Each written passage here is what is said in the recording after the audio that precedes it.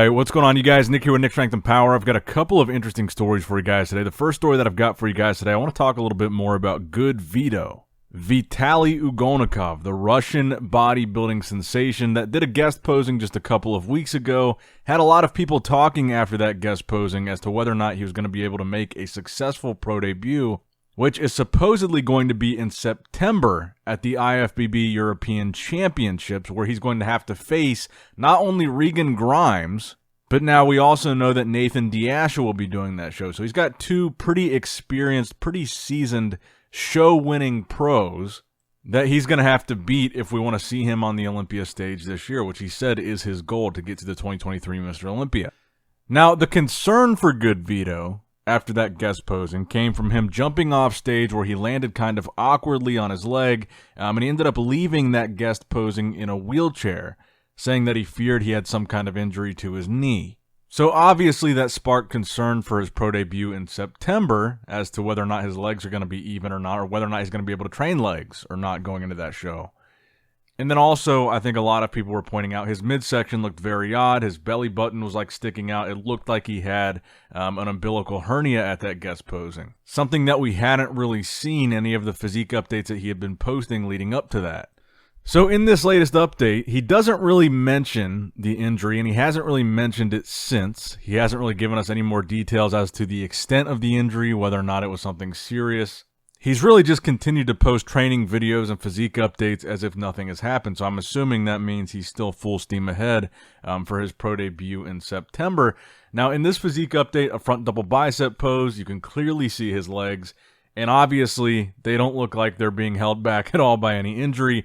Now, his legs have been a strong point for him all throughout this prep. Every update that he's posted, a lot of people are commenting on the pretty insane size of his legs. But the deep separations in his quads here, he looks like his conditioning is really starting to ramp up now that he would be maybe 6 weeks out from that show, 7. His legs are looking pretty good to me in this update, so I think we're still going to see him make his pro debut in September at that European Championships. His midsection looks fine in this update, but again, in all the other updates that he had posted, you couldn't really see this issue with his midsection that you saw on stage at the guest posing. So again, I'm not even suggesting that he photoshopped the pictures. I'm suggesting that he's probably only posting pictures where the lighting or the angle isn't really showing that weird whatever's going on with his belly button. And again, I think it's probably an umbilical hernia. But in this update from the front, it doesn't really look that noticeable. You can still see that he's kind of got a protruding belly button, but it doesn't really look odd in this update. V-taper looks good. You can see the definition in his abs. I'd say he's on track. So it's going to be really interesting to see what happens with GoodVito in September. Pretty competitive pro debut. Not going to be an easy competition for him by any stretch of the imagination. Let me know what you guys think in the comment section below. GoodVito versus Regan Grimes and Nathan Diasha. Can he come out on top?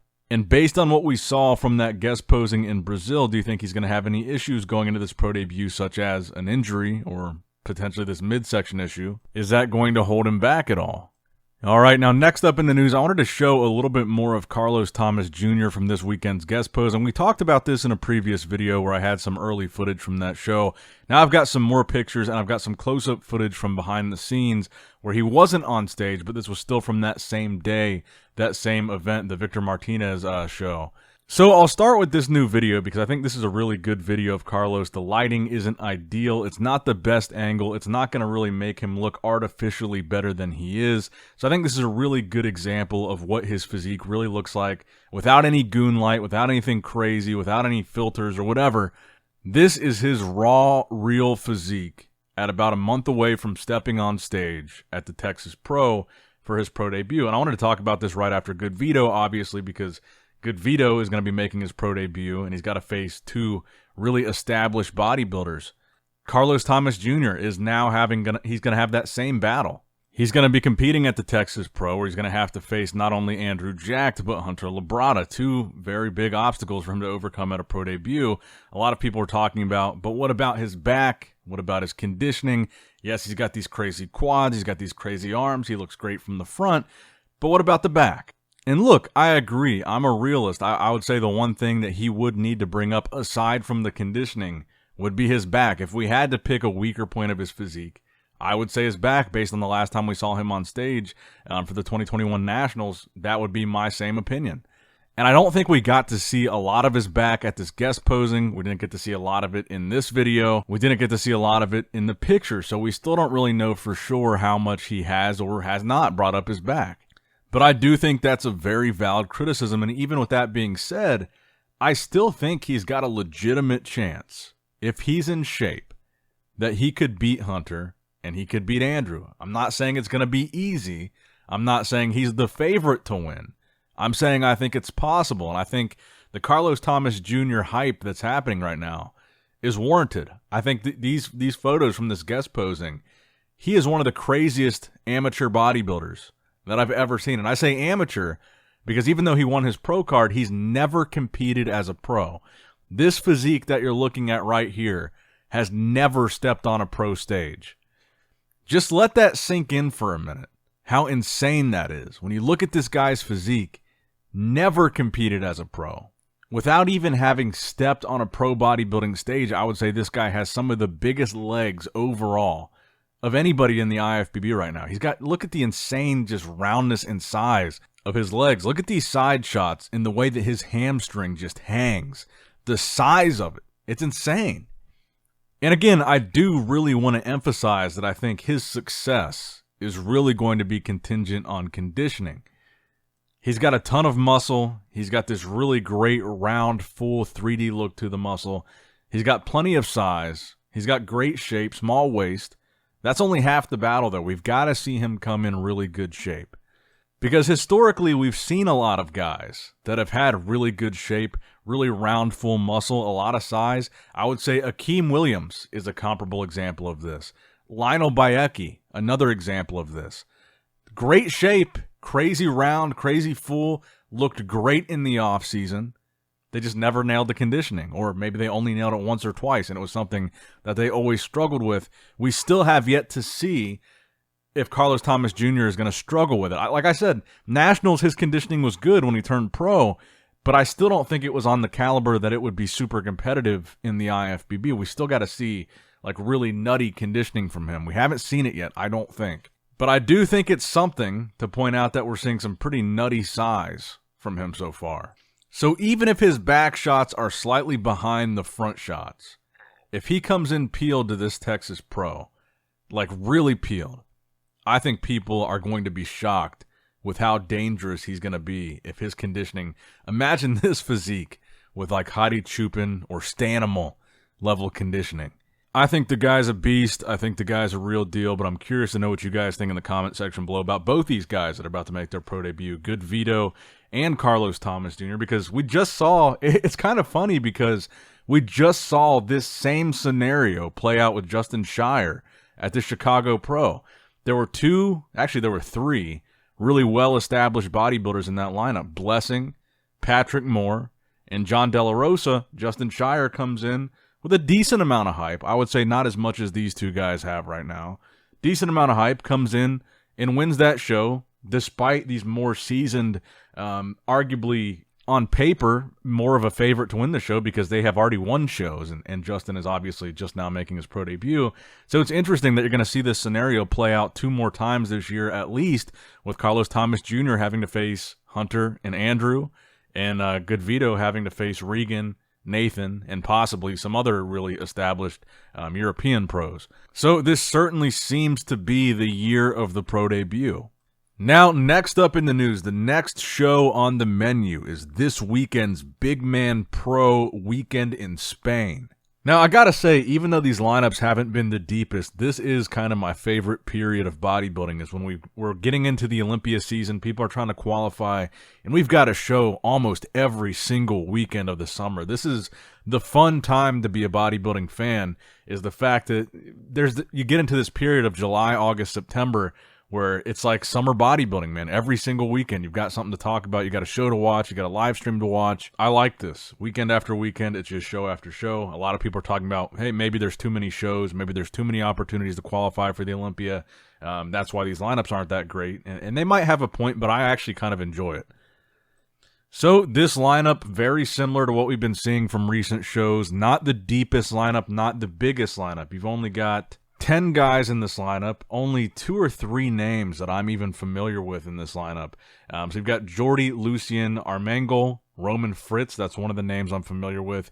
Young Beam Kim, Pablo Lopez, Julio Mojica Lopez, Emir Omaragic, that's the other name that I'm familiar with, Alejandro Ori, Jose Manuel Munoz Quiles, Marco Sarcone, and Christian Wolski, who is the other name that I'm familiar with. So obviously, I think Emir and Roman, those are the two guys that most of you will be familiar with.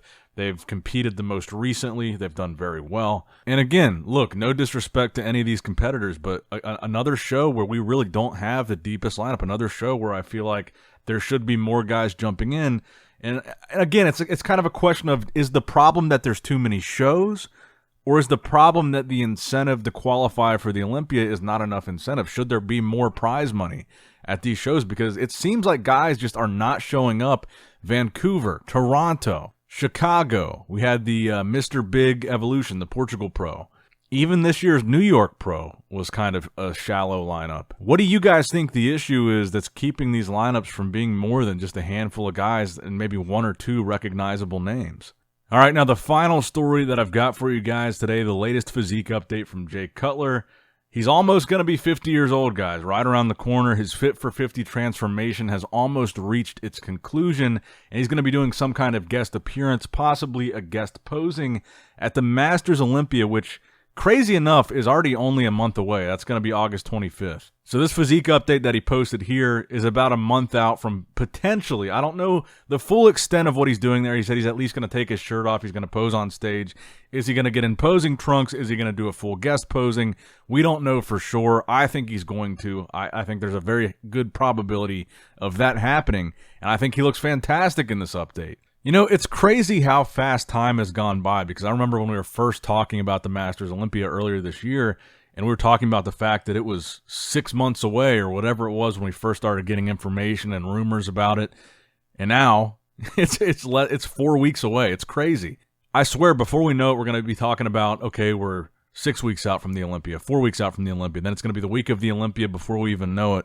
I feel like this year has just gone by so quick. But honestly, I think Jay looks really good. This is the leanest I think I've seen him in a very long time. A lot of people are comparing Jay to how he used to look when he was competing at the Olympia, comparing Jay to how he used to look in his prime. Obviously, that's not his goal. He's not trying to be prime Jay Cutler. He doesn't think he's going to be prime Jay Cutler. He retired when he was 40 years old.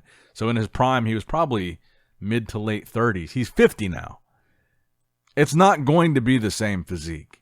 But I think all those factors considered, his age, the amount of time that he's been away from the stage, even though he's still been living pretty much the bodybuilding lifestyle, training, diet, all that stuff for the past 10 years. Maybe not to the same extent that he is right now.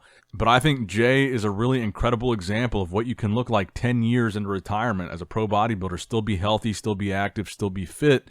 And honestly, I'll say it again, I still think had Jay decided to compete in the Masters Olympia, he would have had a real shot at winning that show. Not that he needs the title. And again, no disrespect to anybody competing in the Masters Olympia. I don't think we would have seen the prime Jay Cutler. I don't think we would have seen, we would have seen a shadow of the old Jay. But I think based on the lineup that we have for the Masters Olympia and based on what we know so far, I think Jay would have been a real contender. Even as we see him now, not in his prime, 50 years old, shadow of himself, and I don't mean that disrespectfully. I still think that a shadow of a prime Jay Cutler would be competitive in this Masters Olympia. I really do. And I just honestly want to say how impressed I've been with everything that Jay has really accomplished. I think in the totality of his career, if you look at a post-competitive, retired Mr. Olympia, what Jay has done with business, with social media, with guest appearances, with his podcast, and now what he's still doing with his physique 10 years after retiring. I think Jay is like a shining example of what a optimal, maximized retirement looks like for any IFBB pro. I think this is this is the best case scenario that any pro that retires could possibly hope for. He's healthy, he's successful, he's still in incredible shape. He's still able to get in incredible shape. He's still able to do all these appearances. He's active on every form of social media. thriving in business. Jay Cutler, he's one of the best examples of a successful bodybuilder that you could ever hope to find. And I don't want to give Jay too much praise, but I want to give him his flowers while he's still here, because you think about, a lot of times when we lose a pro bodybuilder, they pass away. A lot of times they don't get recognized for everything that they accomplished until they're gone. But I think while Jay is still here and around and active and thriving and 50, we should acknowledge this guy is a prime example of one of the best to ever do it and one of the best examples of what retirement could look like for a pro bodybuilder. So shout out to Jay. That's going to wrap it up for the video, guys. I hope you did, in fact, enjoy it. Make sure you like the video, subscribe to the channel, all that good stuff. Click the bell notification if you have not already. Be notified every time I upload a video. And as always, I love you guys. I appreciate you guys. Nick Strength and Power signing out.